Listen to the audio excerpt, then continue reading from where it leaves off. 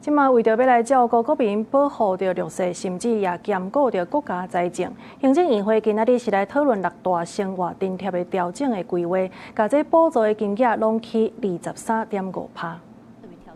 將攸關弱勢族群生計的低收入戶家庭、兒童及就學3項生活補助、身心障礙者生活補助、中低收入老人生活津貼以及弱勢兒童及少年生活扶助等6項津貼與補助同步調升23.5%，同時強化支持弱勢家庭對兒少的照顧扶助與社會投資，並消弭縣市間的區域落差。特別將弱勢及低收入戶的兒少生活補助調高到至少5000元，今年所增加的經費約65.9億元，連同老農津貼與國民年金修法後，總計8大津貼調增所需要的經費，都將由中央全數負擔，即需要今年中央政府總預算案完成法定程序之後，再透過追加預算的方式來編列。